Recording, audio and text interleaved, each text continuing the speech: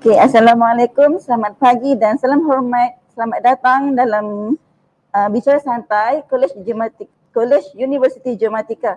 So kepada para penonton sekalian, terima kasih kerana anda sudi meluangkan masa bersama kami pada setiap minggu. Yang sedang menonton, siaran jangan lupa sharekan video bicara santai ini dengan kawan-kawan, rakan sekerja mahupun keluarga anda. Okey, untuk siaran pada pagi ini, anda bertemankan saya, Suhaila Salihin, sebagai moderator anda pada minggu ini dan bersama panel jemputan khas iaitu Encik Muhammad Syafiq bin Muhammad Rosli. Beliau merupakan Technical Assistant Geomatic and Geospatial di Kolej Universiti Geomatika. Apa khabar Encik Syafiq? Sihat? Baik, sihat Alhamdulillah. Okey, semoga hari ini Encik Syafiq dapat berkongsikan pengalaman-pengalaman Encik Syafiq dalam bidang geomatik untuk tetapan dan sebagai gedung maklumat para penonton di luar sana pada hari ini. Baik, sebelum kita mulakan bicara santai kita pada hari ini, ayuh kita saksikan sedikit bingkisan video yang telah disediakan oleh Kolej Universiti Geomatika untuk tetapan anda semua. Jom kita saksikan.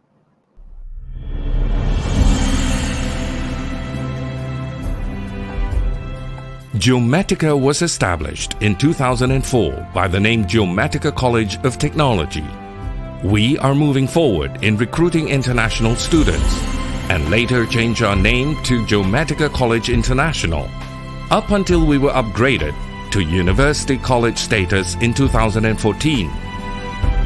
Being upgraded at University College status, we are moving forward in offering higher levels of academic programs such as degree and postgraduate courses.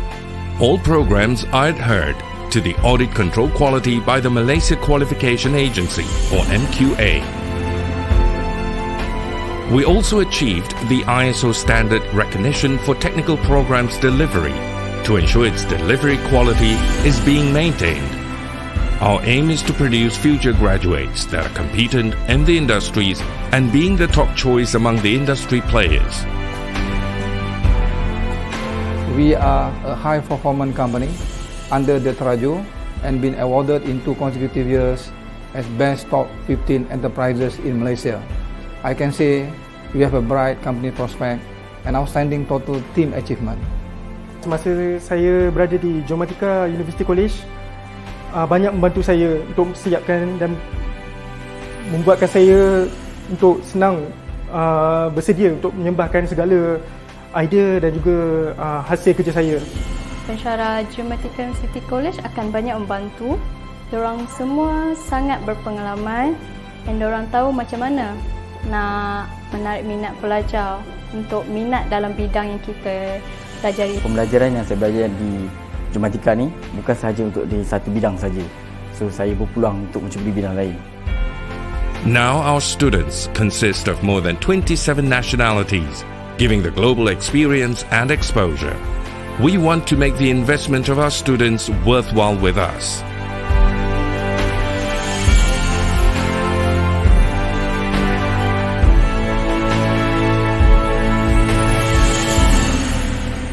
Come and join Geomatica University College for a brighter future. Okey, baik. Itu adalah sedikit pengenalan tentang Kolej Universiti Geomatika.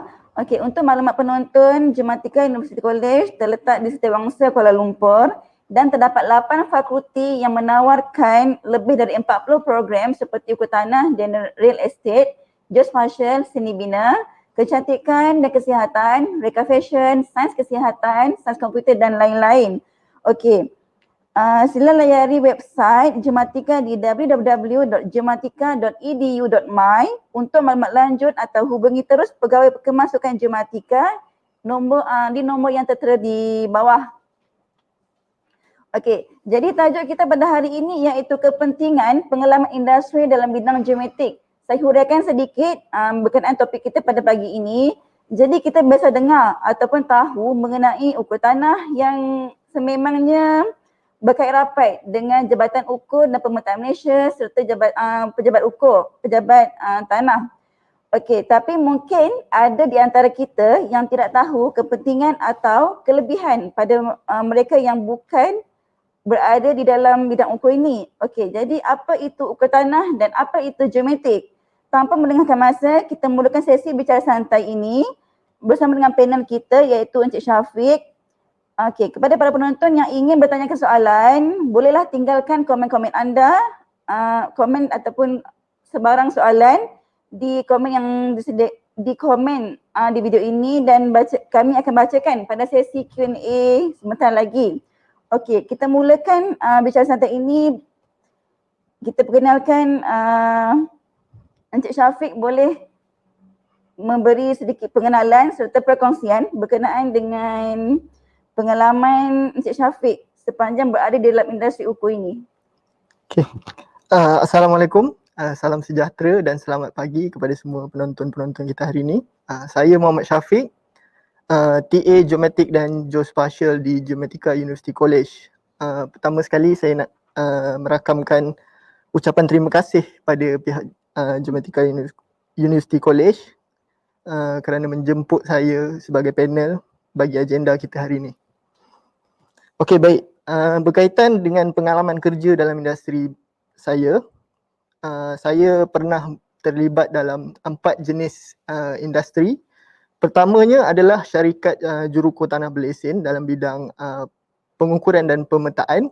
Keduanya, saya pernah terlibat di dalam syarikat ukur hidrografi dalam bidang oil and gas.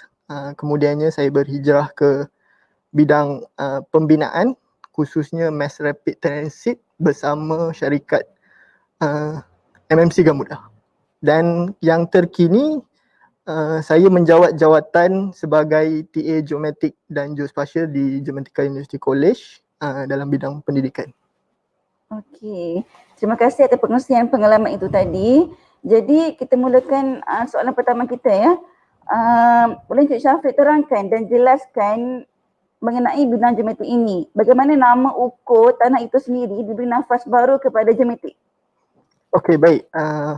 Geometrik ini secara amnya adalah disiplin bagi pengutipan, penyimpanan, analisis dan pengurusan maklumat geografi melibatkan teknik-teknik pengukuran dan pengiraan yang kompleks melalui peralatan-peralatan yang khas bagi tujuan penterjemahan data-data geografi, permukaan bumi dalam bentuk hard copy ataupun digital. Antara contoh kita boleh tengoklah dekat sini, kita ada bawa bersama beberapa peralatan yang kita guna pakai di masa sekarang.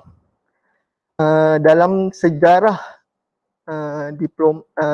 sejarah geometrik ni, pada awalnya bidang ni dikenali sebagai ukur tanah.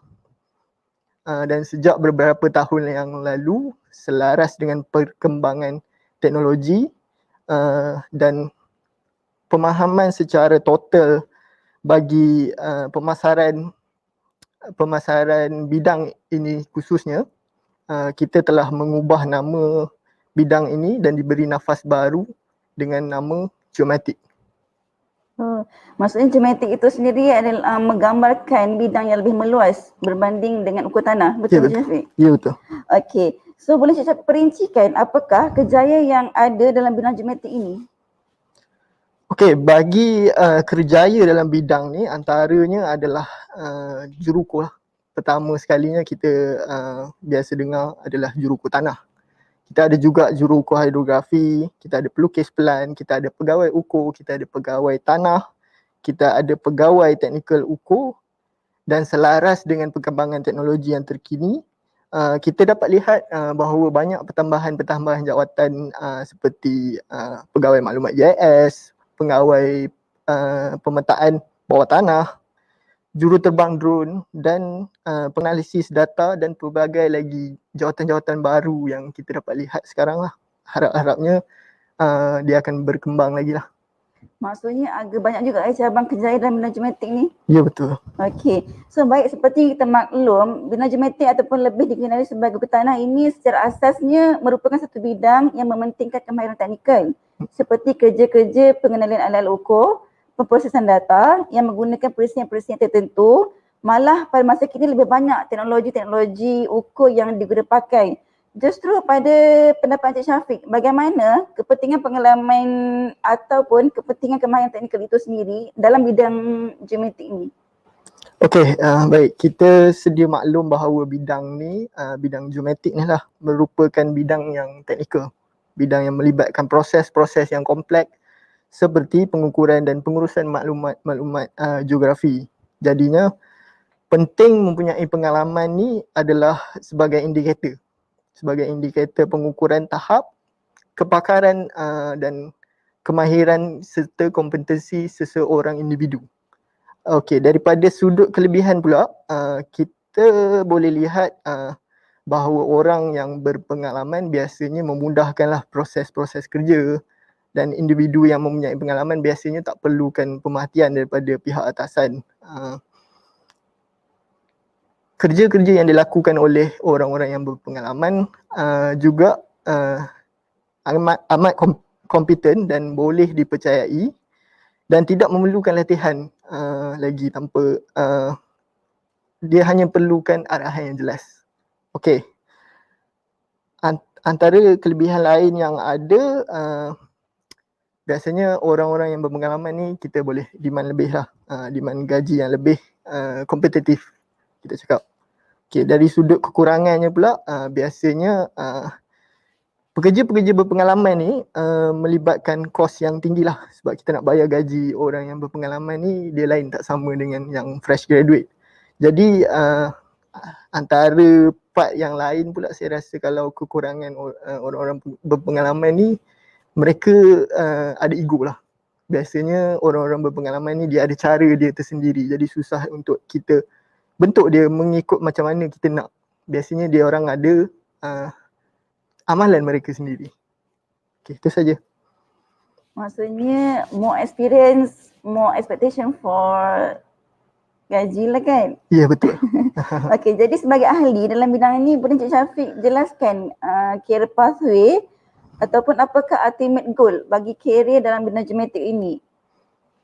Dan bagaimana peringkatan perkembangan kejayaan untuk mereka yang bergelar sebagai geometrician ini? Okey. Kebiasaannya peringkat perkembangan kejayaan dalam bidang geometrik ni kita bahagikan kepada 3 peringkat. Pertamanya adalah peringkat bukan eksekutif, seperti pekerja-pekerja dan pegawai-pegawai di lapangan dan juga pemproses-pemproses data di firma. Keduanya adalah peringkat eksekutif pengurusan seperti koordinator, pengurus projek dan pengurus maklumat atau data. Ketiganya adalah peringkat yang paling tertinggi lah, iaitu pengurusan profesional seperti jurukur tanah berlesen, jurukur hidrografi yang berlesen, ketua-ketua pegawai ukur dalam organisasi yang besar lah. Di UC juga kita ada tawarkan SKM geometrik, diploma geometrik dan ijazah kejuruteraan geometrik. Okay, jadi seperti yang Encik Syafiq jelaskan tadi, peringkat tertinggi adalah pengurusan profesional seperti jurukur tanah berlesen. Jadi macam mana cara atau prosedur untuk bagi seseorang dalam industri ini untuk dapatkan lesen bertauliah sebagai jurukur tanah?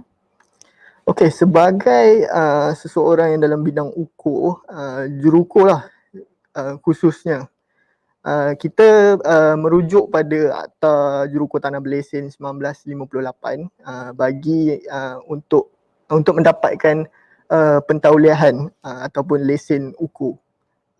Pertama sekalinya jurukur perlu membuat permohonan pendaftaran dengan organisasi yang terlibat lah, seperti Lembaga Jurukur Tanah dan juga Royal Institution of Surveyor Malaysia, dan membayar fee yang termaktub dalam Akta Jurukur Tanah lah. Dan kemudiannya dia perlu menduduki dan lulus ujian daripada Lembaga Jurukur Tanah dan membayar fee juga. Dan kemudiannya barulah dia perlu menyiapkan 7 tugasan amali secara menyeluruh dari mula hingga ke akhir. Bila dah siap semua tu, barulah dia ada ujian lisan pula dengan panel-panel daripada Lembaga Jurukur Tanah.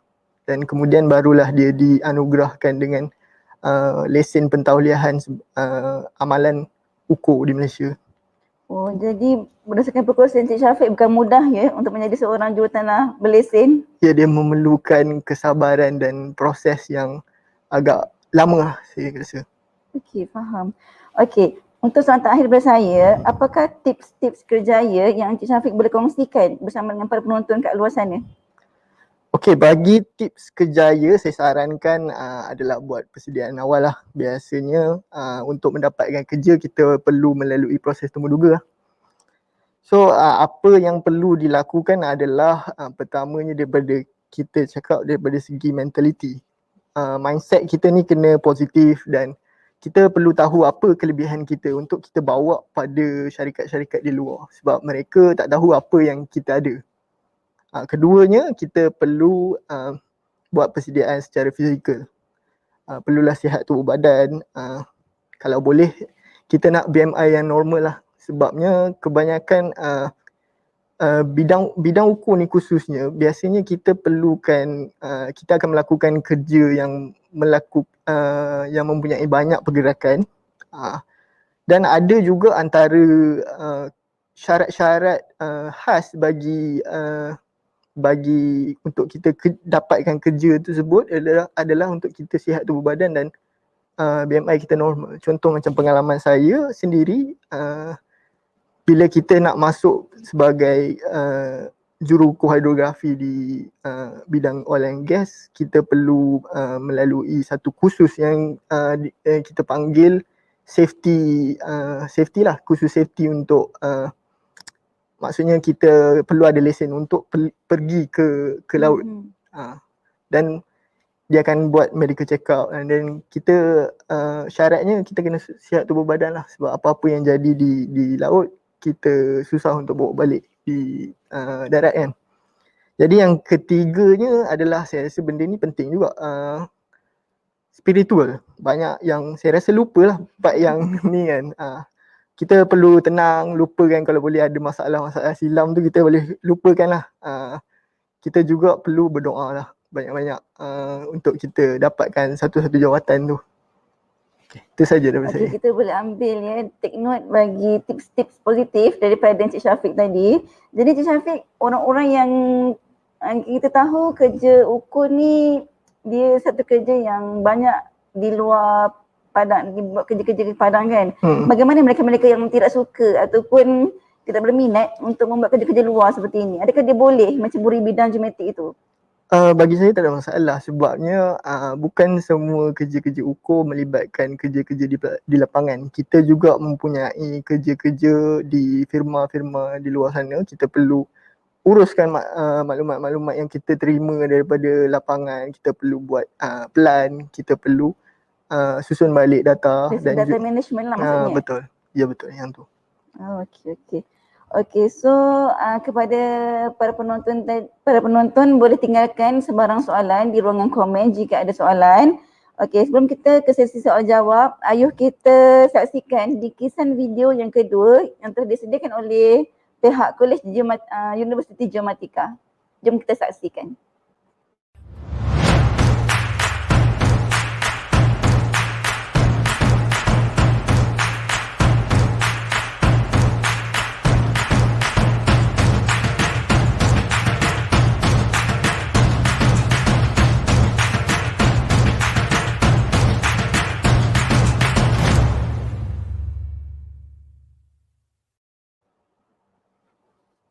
Okey, untuk pengetahuan tuan-tuan, puan-puan dan para penonton di luar sana, program yang ditawarkan di Geomatika terbuka kepada semua lepasan SPM yang mempunyai minimum 3 kredit dalam SPM dan terbuka juga kepada semua golongan bekerja yang ingin menyambung pengajian. So untuk golongan bekerja, mod pengajian jarak jauh juga ditawarkan untuk membolehkan anda belajar sambil bekerja. Boleh jimat masa dan juga pada masa yang sama boleh meningkatkan tahap akademik. So mod pengajian juga ditawarkan secara full time dan part time. Promosi hebat menanti anda antaranya allowance secara diri sehingga RM500, asrama percuma untuk 12 bulan pertama, bantuan kewangan disediakan oleh Yayasan Geomatika, PTPTN, KWSP dan banyak lagi. So ia tertakluk kepada terma dan syarat. So jangan lupa follow dan like kami di Instagram, Facebook, Twitter, YouTube, LinkedIn, TikTok, website, Telegram dan juga Clubhouse. So boleh layari website Jumatika di www.jumatika.edu.my untuk maklumat lanjut atau hubungi terus Pegawai Kemasukan Jumatika di nombor yang tertera di bawah. Okey, baiklah, sekarang kita sudah tiba di sesi soal jawab. Mari kita tengok soalan-soalan yang terpilih untuk dijawab oleh panel jemputan kita pada hari ini. So antara soalannya adalah yang pertama daripada Adam Adrian. Okey, Adam dia tanya, apakah alat apa yang ada kat atas meja tu Cuba cerita sikit. Boleh Cik Syafiq jelaskan ataupun terangkan alat-alat yang ada di sebelah Cik Syafiq ni. Okey, bagi peralatan yang kita sediakan hari ini adalah pertamanya kita boleh lihatlah ada drone di depan ni. Macam saya cakap tadi, ada jawatan untuk juruterbang drone. Biasanya drone ni kita akan gunakan untuk buat pemetaan lah. Kita akan ambil gambar daripada atas, kita panggil dia aerial image dan kita proses dan kita buat penterjemahan data itu dalam bentuk digital. Yang keduanya kita ada alat total station. Biasanya kita boleh nampak lah kat tepi-tepi jalan juruko biasa pakai. Alat ni bertujuan untuk kita cerap bearing dan juga data bagi tujuan pengukuran kawalan. Dan juga alat yang terakhir yang kita ada kat sini adalah alat GPS, itu Global Positioning System. Biasanya alat ni digunakan untuk penentu kedudukan bagi kita dapatkan koordinat lah sesuatu titik tu. Oh, okey.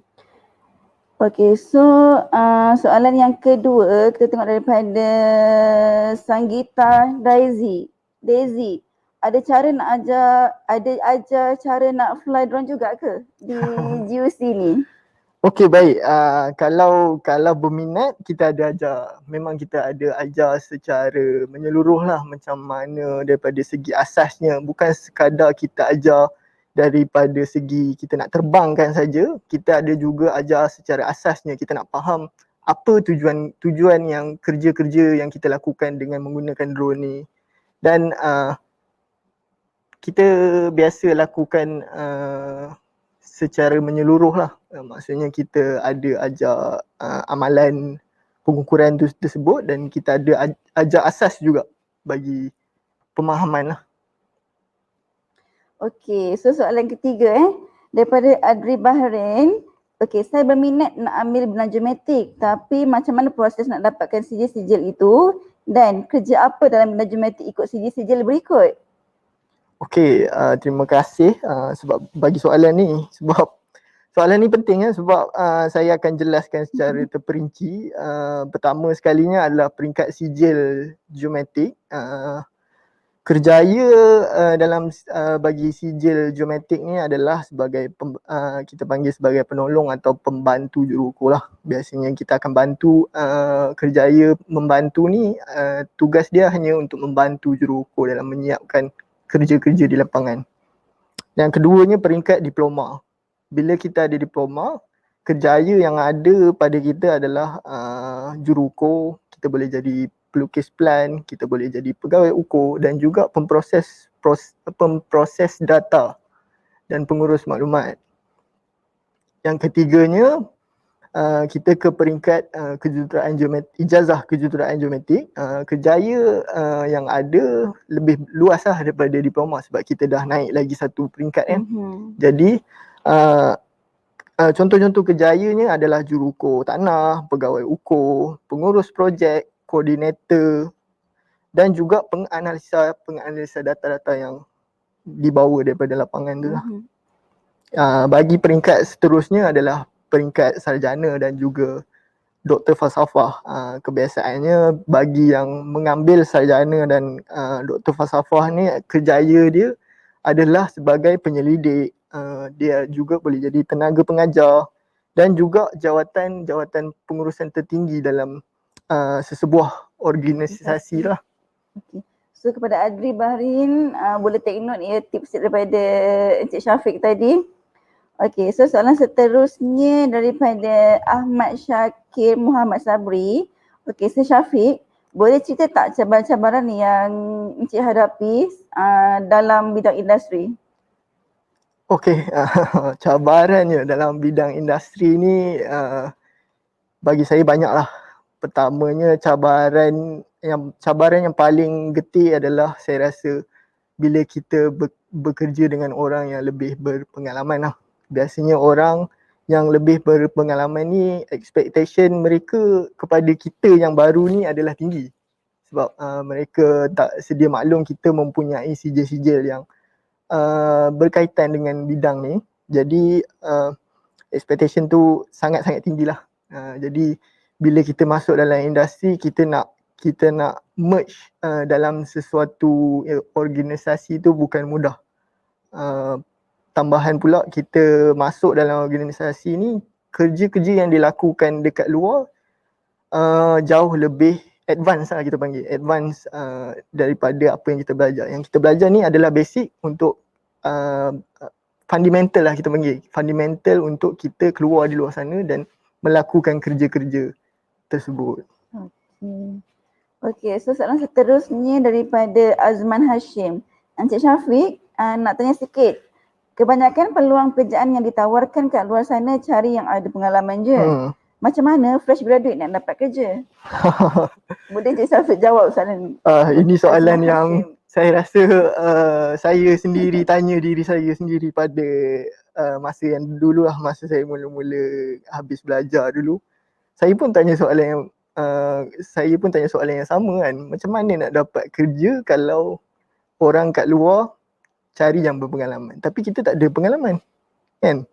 Jadi kebiasaannya soalan ni memang soalan yang bagus lah. Saya terima kasih kepada siapa yang tanya tu. Jadi tips saya untuk fresh grad yang di luar sana yang tak mempunyai pengalaman, jangan putus asa lah. Kebiasaannya syarikat-syarikat luar ni dia ada kuota dia tersendiri. Biasanya kuota untuk yang berpengalaman dan juga fresh. Kalau semua berpengalaman, tak boleh juga. Dia akan melibatkan kos yang tinggi bagi syarikat dan juga dia akan buat banyak persaingan dalam satu syarikat tu. Dan kemudiannya kalau boleh lah, yang mana fresh graduate yang di luar sana, kalau boleh buat persediaan macam saya cakap tadi, macam saya cakap dalam tips kerjaya tadi, kalau boleh buat persediaan awal, kenali lebih mengenai bidang ni. Kita kalau boleh kita buat persediaan lah, yang maksudnya fundamental kita yang kita belajar tu perlu kukuh. Dan biasalah kita hidup ni sentiasa belajar dan sentiasa, orang kata kita makin lama makin nak tahu. Betul. Jadi benda biasa, masa dalam industri pun kita masih lagi belajar. Jadi jangan risau, kita boleh lagi ulang balik belajar sampai kita rasa kita confident nak menjawab jawatan tersebut. Jadi kita kena cubalah dan macam biasalah berdoa lah kalau boleh. Okay, so siapa lagi sana? Okay, Siti Umairah. Dia tanya, kalau saya masuk program Geomatic dekat GUC, ada latihan praktikal ke untuk guna alat itu? Biasanya bidang Geomatic ni memang khususnya kita ada latihan industri dan juga kita ada tambahan bagi peserta-peserta diploma, SKM dan juga ijazah ni kita ada khas untuk diorang untuk kita buat khemah hukum. Maksudnya kita akan di situ kita akan ajar lah secara total. Maksudnya kita belajar basic-basic survey tu balik. Kita praktikkan kerja-kerja survey ni ke lapangan. Pada masa tu kita boleh tambah baiklah pengetahuan kita. Sebab kalau kita belajar hanya di dalam kelas saja, pada kuliah saja, saya rasa benda tu takkan, macam mana nak cakap, kita kata takkan mudah lah untuk faham. Jadi bila kita ada latihan praktikal ni, kita akan lagi mudah lah untuk faham. Dan kalau boleh carilah firma-firma yang melakukan banyak-banyak kerja ukur supaya kita boleh belajar lagi banyak. Okey. So daripada, terima kasih Cik Syafiq. Okey, ada lagi soalan ni ya. Daripada Azkia Arsyad. Macam mana kursus ni boleh bagi peluang untuk kerja offshore ya? Macam mana pula chances untuk golongan-golongan wanita dalam bidang ni? Soalan menarik tu. Terima kasih Azkiah Arsyad sebab tanyakan soalan tu. Berdasarkan pengalaman saya rasa tak ada masalah antara lelaki dengan perempuan. Cuma soalan dia nak ke tak nak je. Sebabnya kita sedia maklum bahawa kerja-kerja di offshore ni memerlukan mentaliti yang kuat lah. Sebab kita berjauhan dengan keluarga, kita berjauhan daripada darat, kita di laut kita tak tahu apa boleh jadi. Mungkin boleh jadi ribut tiba-tiba. Kita memang bergantung pada diri kita sahaja di laut. Jadi peluang dalam kerjaya tu sentiasa ada. Cumanya kita nak cuba atau tak nak je. Okey. Okey, jadi soalan seterusnya daripada Sofian Omar. Salam Encik Syafiq. Saya nak tanya, kalau saya dalam bidang construction, boleh ke kalau saya nak masuk dalam bidang lain seperti gadasta ataupun offshore? Walaupun umur saya dah meningkat naik, adakah majikan akan memberi kelayakan kepada saya?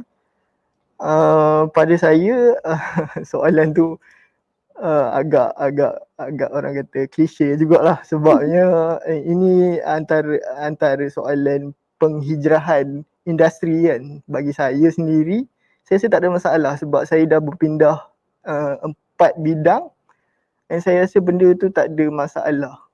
Lagi bagus untuk kita sebab kita belajar lagi banyak. And bagi saya usia tu macam orang cakap lah, age is just a number je kan. Kalau orang boleh belajar PhD ke apa ke umur dah 50 tahun apa semua, apa masalahnya kalau kita umur dalam 20-an, 30-an lagi. Dan saya rasa tu tak ada masalah. Okey, so daripada last soalan daripada Alif Imran. Universiti ini dibuka tahun berapa? Tak silap saya, universiti ni dibuka pada tahun 2002. 2002? Okey, 2002. Okey, soalan seterusnya daripada Muhammad Amiruddin. Kenapa martabat orang ukur tidak setanding bidang lain? Sedangkan kita bidang engineer. Apa pendapat Encik Syafiq? Soalan tu agak susah lah bagi saya kan. Sebabnya soalan ni merupakan soalan pada saya, soalan yang orang kata persepsi lah. Itu persepsi masyarakat dan juga orang lain di luar sana. Kita panggil stigma. Bagi saya, kenapa martabat kita rendah tu, saya rasa orang, saya rasa tu sebab stigma. Contohlah macam masyarakat tak tahu apa kerja kita kan. Tapi bagi saya benda biasa, sebabnya kebiasaan dalam bidang kejuruteraan, walaupun kejuruteraan apa pun, biasanya masyarakat tak banyak ambil tahu, melainkan mereka terlibat sama dalam bidang tersebut. And kalau dalam industri, biasanya memang ada persaingan, orang kata persaingan tu saya rasa dah lama dah ada dalam industri. Memang juruko ni dipandang remeh lah di industri. Tapi pentingnya juruko ni di mana pun ada projek atau pengurusan, contohlah macam dalam pembinaan, kita boleh lihat lah kat luar sana, kalau dalam bidang pembinaan ni kan, saya rasa tak ada bidang pembinaan yang tak melibatkan juruko. Sebabnya tugas juruko ni adalah untuk merealisasikan apa yang engineer tak pun arkitek nak daripada diorang punya design apa semua. Kita yang bawa ke tanah, ke lapangan. Dan kalau tak ada juruko ni, bangunan-bangunan saya rasa tak naik tegak. Itu saja kot. Okey. Ada soalan lagi tak? Okey, ada lagi 2 soalan di sini Encik Syafiq. Okey, daripada Ridwan Roslan. Salam Encik Syafiq, adakah bidang ukur ini di negara kita standing dengan negara maju seperti US, Japan dan lain-lain? Kalau tidak, bolehkah Encik Syafiq bagikan sebab-sebabnya? Dan satu lagi, kenapa gaji di syarikat ukur Malaysia rendah? Wow, soalan dia. Okey, terima kasih pada saudara Ridwan kerana tanya soalan berikut. Pertama sekali soalan dia berkaitan dengan kenapa adakah kita punya bidang ukur setanding di luar. Saya rasa kalau nak kata setanding tu, saya rasa mungkin ada gap di situ. Tapinya kita sentiasa buat penambahbaikan untuk kita ikut lah macam mana dia orang terus ke bidang tu, macam mana mereka kembangkan bidang tu, kita sentiasa ikut. Dan saya rasa kita tak jauh daripada negara-negara di luar lah. Soalan kedua, kenapa gaji sikit? Saya rasa soalan tu bukan patut tanya pada saya lah, patut tanya pada firma-firma di luar sana kenapa bayar sikit. Okey. Okey, terima kasih Syafiq. Okey, soalan yang seterusnya ada lagi daripada Azamirul. Tuan Syafiq, adakah bidang ukur akan kekal relevan pada masa akan datang dengan kemajuan teknologi? Okey, soalan daripada Azamirul. Terima kasih Azamirul sebab tanya soalan yang bagi saya penting, sebabnya biasalah bila kita belajar dan kita minat dalam satu bidang ni, kita akan tertanya-tanya manakah masa depan kita. Dan saya rasa tak ada masalah. Kita boleh lihat dekat luar sana bila ada perkembangan teknologi, kita masih terlibat sama dan kita nampak ada trend perkembangan dalam bidang kita ni. Kita boleh nampak ada jawatan-jawatan baru yang dibuka. So ada peralatan baru yang diguna pakai. Dan saya rasa tu tak ada masalah lah setakat ni. Cumanya kita kena tanya diri kita lah seberapa banyak kita nak berada di dalam masa akan datang tu. Kalau kita lihat sebab sekarang ni banyak persaingan di luar sana. Memang dalam industri kita boleh nampak ada persaingan untuk bidang-bidang lain cuba ambil alih bidang ukur ni. Tapi saya rasa persaingan tu mana-mana bidang pun dia ada. Betul. Jadi kita nak atau tak nak je. Balik pada soalan tu. Okay, nampaknya kita ada lagi 2 soalan. Wah, ramai peminat genetik dalam kalangan penonton luar sana ya. So, daripada Zaki Zakaria, Saya Syafiq, macam mana nak tackle masalah gaji yang diberi oleh bos-bos syarikat LS di Malaysia ni yang agak rendah dikira walaupun level-level engineering profesionnya? Boleh jelaskan? Betul soalan tu. Terima kasih Zaki sebab tanya soalan tu. Okey, apa yang kita boleh lakukan untuk demand gaji, saya rasa selaras lah sama dengan bidang-bidang lain. Kita kena tahu kelebihan kita, apa kerja yang kita boleh buat. Untuk kita demand sesuatu, kita perlu bagi sesuatu dulu kepada firma. Contohnya, saya ada kepada bidang sekian. Tapi adakah firma tahu? Jadinya kita perlu maklumkan pada bos-bos lah di luar sana kan bahawa kita ada kebakaran ini, dia tak perlu keluarkan kos yang banyak untuk latihan, yang kita boleh handle semua masalah-masalah di lapangan ataupun di mana-mana lah. Dan masa tu kita boleh demand sikit lah gaji kita naik apa semua. Tapi kebiasaannya di luar, saya rasa ramai lagi yang tak tahu macam mana cara nak demand gaji tu kan. Ada setengah tu dah duduk bertahun-tahun dalam satu-satu firma tu, gaji tak naik-naik kan.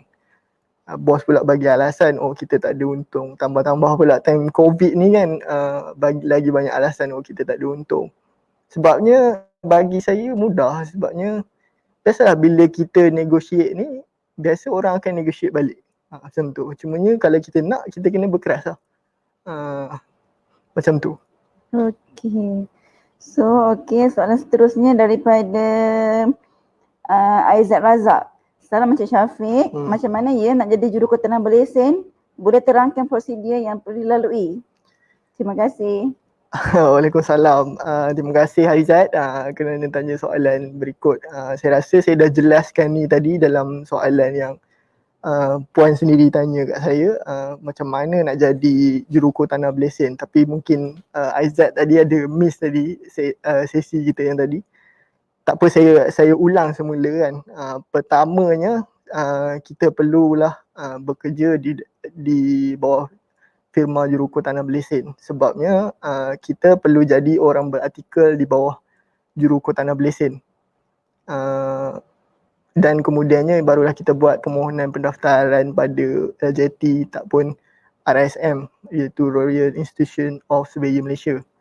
Dan kemudiannya kita perlu menduduki peperiksaan yang dianjurkan oleh lembaga juruku tanah, yang kita kena bayar fee juga.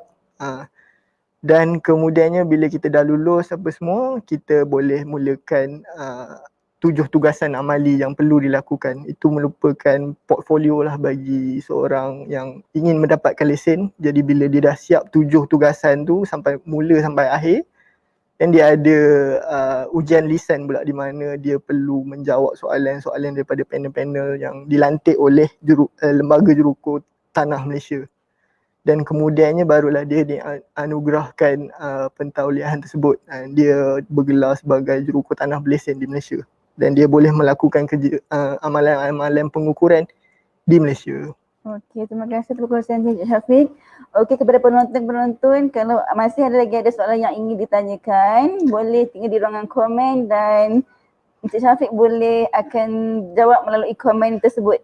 Okey, kepada mereka yang berminat untuk menyambung pengajian dalam Geomatik di Universiti Kolej Geomatika, boleh layari website Geomatika di www.geomatika.edu.my. Dan untuk maklumat lanjut boleh juga hubungi terus Pegawai Kemasukan Geomatika di nombor yang tertera di bawah. Okey. Sekarang kita dah sampai di penghujung sesi. Justru kesimpulan daripada perbincangan kita tadi iaitu topik kepentingan pengalaman industri dalam bidang geometrik. Memang betul seperti yang Encik Syafiq kongsikan, pengalaman industri itu penting bagi seseorang untuk menambah value kepada diri dan juga kepakaran yang dimiliki. Justru sebelum kita akhiri sesi kita, Encik Syafiq ada kesimpulan yang ingin disampaikan sebelum kita akhiri sesi kita. Okey, saya harap dalam perbincangan kami hari ini saya harap anda sedikit dapat input yang positif lah bagi merangka perjalanan kerjaya dalam bidang geometrik ni. Dan akhir kata kenali kelebihan diri dengan lebih baik dan kalau boleh menambah baiklah pemahaman secara total dalam bidang. Dan saya ucapkan terima kasih pada yang luangkan masa bersama kami hari ini dan yang bertanya soalan pada saya hari ini. Terima kasih. Dan juga pihak GUC sendiri, saya ucapkan terima kasih kerana menjemput saya.